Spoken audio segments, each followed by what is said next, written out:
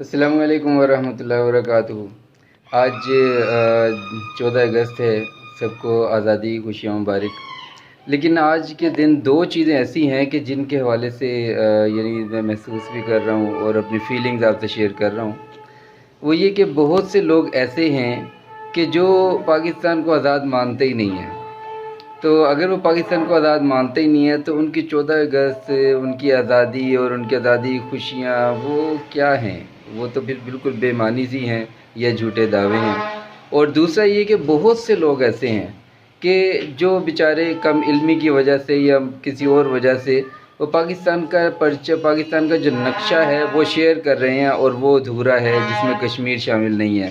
جب پاکستان بنا تھا تو کیا کشمیر پاکستان کا حصہ نہیں تھا؟ کیا پاکستان کی شہرک کشمیر نہیں تھی، یا اب پاکستان کی شہرک نہیں رہی؟ سوچئے گا ضرور۔